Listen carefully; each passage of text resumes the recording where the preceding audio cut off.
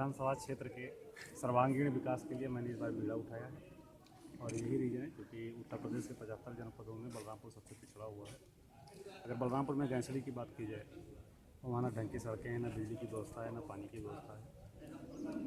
यहाँ तक कि सड़कों की चौड़ाई अब कम होती जा रही है जो सरकार ने बजट बढ़ा दिया। तो इन सारी जो मूलभूत सुविधाएँ हैं हमारे क्षेत्रवासियों की, उनको उन तक पहुँचाने के लिए इस बार हम विधानसभा क्षेत्र गैंसली 292 विधानसभा चुनाव में निर्दलीय प्रत्याशी के रूप में प्रत्याशी। बीजेपी से आप टिकट मांग रहे थे, बीजेपी से टिकट नहीं मिला तो क्या माना जाए बीजेपी के बागी प्रत्याशी के रूप में आप हैं? अब देखिए, टिकट नहीं मिला, मीडिया वाले तो कुछ भी कह सकते हैं, लेकिन मेरा अपना मानना है कि मैं सेकुलर आदमी हूँ और कम्युनिज्म में मैं विश्वास नहीं रखता। तो भारतीय जनता पार्टी में मेरा सर्वाइवल भी बहुत अच्छा नहीं हो रहा था, यही रीज़न रहा है। तो बीजेपी ज्वाइन क्यों किया था? क्योंकि जब भारतीय जनता पार्टी की बात आई थी, मोदी जी का नारा था सबका साथ, सबका विश्वास, सबका विकास। हम लोगों ने भी ये सोचा कि भाई ठीक है, भारत में एक ऐसी बड़ी पार्टी आ रही है जो सारे लोगों को एक साथ लेकर चलने का प्रयास करेगी, लेकिन जो मानक हम लोग चाह रहे थे उस मानकों पे वो पार्टी खरी नहीं उतरी। इसलिए हमने कहा कि भारतीय जनता पार्टी से त्यागपत्र दिया और निर्दलीय प्रत्याशी के रूप में प्रत्याशी। क्या माना जाए कि किससे आपकी लड़ाई है? लड़ाई में कहाँ अपने हमारी लड़ाई किसी नेता से नहीं है, हमारी जो लड़ाई है वो गैंसली की व्यवस्था से। गैंसली में जो व्यवस्था आज़ादी के 70 सालों में बनाई गई है अब तक, उस व्यवस्था को बदलना है। गैंसली की व्यवस्थाओं को लेकर कितने बार आप सड़कों पर उतरे हैं? गैंसली की व्यवस्थाओं को लेकर के सड़कों पर उतरने की नौबत ही नहीं है अब तक, क्योंकि जिसने ज़रा सा भी प्रयास किया उसके खिलाफ इतने मुकदमे लिखा दिए गए कि वो दोबारा गैंसली में जा ही नहीं पाया। यहाँ तक कि जिसके हम लोग बैठ के चाय पी लेते थे उसके खिलाफ भी मुकदमा लिखा दिया जाता था, उसको भी जेल भेज दिया जाता था। इन अवस्थाओं से कैसे निपटेंगे? इन अवस्थाओं से निपटने का एक सबसे बढ़िया माध्यम जो है वो ये है कि भाई सरकार किसी की भी हो, ऐसा नहीं है कि सरकार विकास नहीं करती है, सरकार के पास पैसे नहीं होते हैं। आप बलरामपुर को छोड़ दीजिए, आसपास के ज़िलों को देख लीजिए, वहाँ भी सड़कों की अच्छी व्यवस्था है, बिजली की अच्छी व्यवस्था है, पानी की अच्छी व्यवस्था है। गैंसली में आप अगर गैंसली के उत्तरी बेल्ट में चले जाइए तो वहाँ आपको 60% लोग कैंसर पीड़ित मिलेंगे। उसका मुख्य रीज़न ये है कि वहाँ पानी की व्यवस्था अच्छी नहीं है। लोग कमीशन के चक्कर में पानी की टंकियाँ तो बनवा दिए, लेकिन वहाँ पानी जा रहा है या नहीं जा रहा है इसकी परवाह किसी को नहीं। आप चुनाव लड़ने जा रहे हैं, निर्दल से हैं या किसी दल से हैं? निर्दलीय हैं हम लोग। मेरे पिता अपने आप में एक निशान है, हमें निशान की जरूरत नहीं है क्षेत्र में। तुलसीपुर विधानसभा क्षेत्र में तमाम पार्टियां चुनाव लड़ रही हैं जी। आपका एजेंडा क्या होगा और आप चुनाव में किस तरह से परिवर्तन करेंगे? एक महिला है, महिलाओं की वहाँ बहुत उत्पीड़न होती है क्षेत्र में, विधानसभा के आपके जी।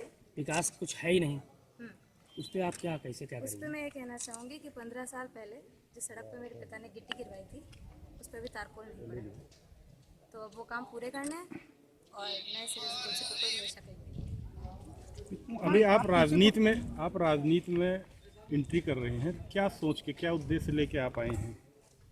उद्देश्य देखिए, हम राजनीति हमारा पेशा नहीं है, हम पैसे के लिए राजनीति नहीं करते, हमारी कोई विरासत में राजनीति नहीं मिली। हम लोग हमें चाहते हैं, मानते हैं और हमें देखना चाहते हैं, इसलिए हम राजनीति में हैं और आगे भी रहेंगे, हमेशा लड़ते हैं। जैसे आपके पिताजी ने कांग्रेस पार्टी ज्वाइन की, कांग्रेस से क्यों, किसी पार्टी से आपने सिंबल क्यों नहीं लिया?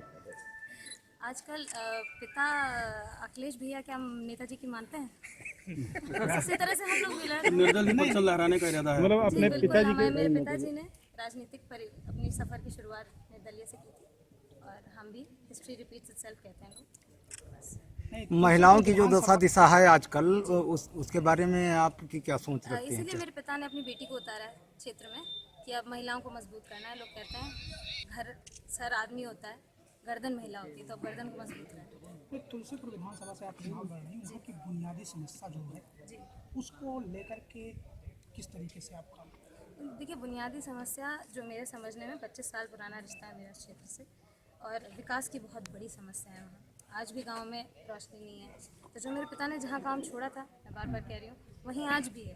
अभी मैं गांव में चलना शुरू किया है मैंने, और वही स्थिति है। आपके अपोजिट जी एक सपा के जी मौजूदा जो विधायक थे, जी जी काफी उम्मीदवार थे, तो उनको डिफीट करने के लिए आपका उद्देश्य और आपका समाज में किस तरीके से? देखिए, उनको लाने वाले मेरे पिताजी हैं और मेरे पिताजी और उनकी आपस की बात है मैं बिटिया हूँ, आप लोगों की बहन हूँ, आप लोग प्लीज़ सपोर्ट करें। आप लोग मीडिया हैं and being a media student मुझे पता है कि आप लोग न्यूक्लियर वेपन हैं। आप लोग जिसको चाहते हैं बनाते हैं, जिसको चाहते हैं मिटाते हैं। आप लोग से प्लीज़ मेरी गुजारिश है, मे द बेस्ट मैन विन। चलती हैं, इजाज़त देते हैं। दोहराएंगे आप, हैट्रिक लगाएंगे आप? जनता का जरूर प्यार मिलेगा। जैसे आप विधानसभा चुनाव जीते, विवादों के बीच ही रहे, और जब आपका टिकट फाइनल हुआ वो भी विवादों के बीच ही फाइनल हुआ। ऐसा नहीं, इस पे क्या कहना है? ऐसा कुछ नहीं।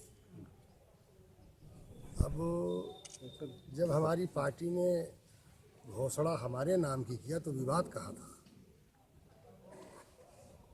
ये तो आगे पीछे घोषणा होती है। हमारे नाम की घोषणा हुई और समाजवादी पार्टी ने हमें कैंडिडेट बनाया। अब उतरौला विधानसभा में बुनियादी समस्याओं को लेकर आप किस तरीके से? उतरौला विधानसभा क्षेत्र बहुत उपेक्षित विधानसभा थी। आज़ादी के बाद वहाँ बहुत कुछ होना था और बहुत कुछ हुआ। जैसे उतरौला से गोंडा की 50 किलोमीटर की सड़क और बलरामपुर से लेकर के उतरौला और उतरौला से लेकर सिद्धार्थनगर बॉर्डर की सड़क माननीय मुख्यमंत्री जी ने स्वीकृत की। उतरौला से रसूलाबाद की सड़क बिल्कुल कंप्लीट हो गई, गोंडा वाली कंप्लीट हो गई। पिपरा घाट का पुल यहाँ से बड़े ऐतिहासिक लोग जीत के गए। माननीय अटल बिहारी जी सांसद हुए पहली बार, फिर देश के प्रधानमंत्री। नानाजी देशमुख बड़ा नाम है, यहीं से चुने गए। बहुत बड़े लोग थे, बहुत सरकारें आईं, वो काम नहीं हो पाया।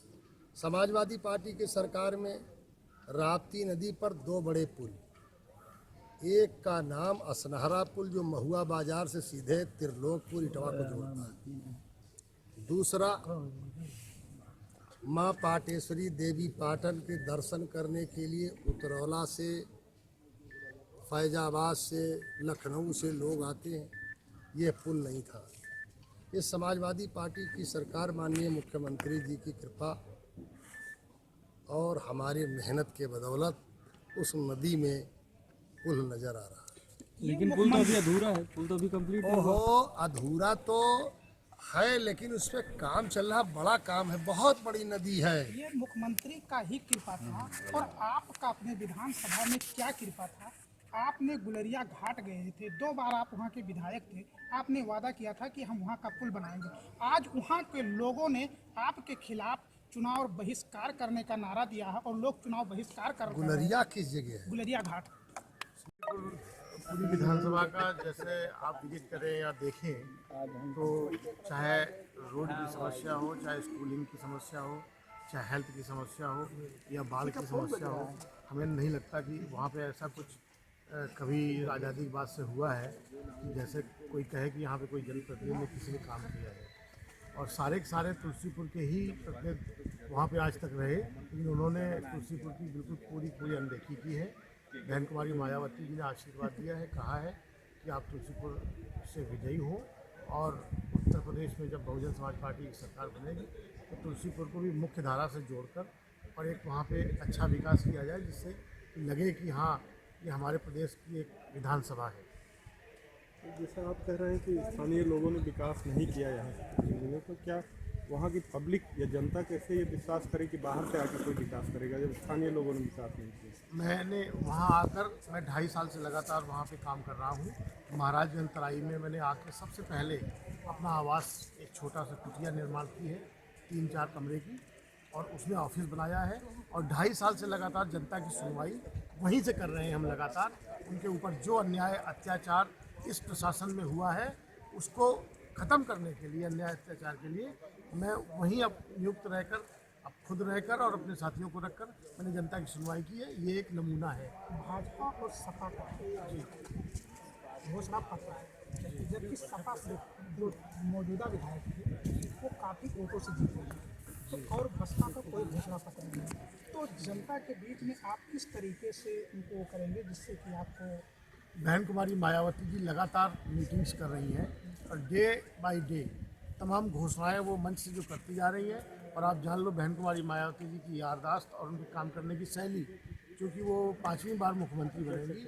आप अंदाज़ा लगा सकते हैं कि कभी कुछ भी न कहने के बाद भी पूरे उत्तर प्रदेश में कितना कुछ कर डाला, जो आज दिखाई दे रहा है सबको। तो आज तो वो बोल रही हैं, कह रही हैं कि हम जनता के लिए, किसानों के लिए, गरीबों के लिए आवासीय योजनाएं देखिए आप, आपके कांशीराम आवासीय योजना तुलसीपुर में ही है, हर जगह है।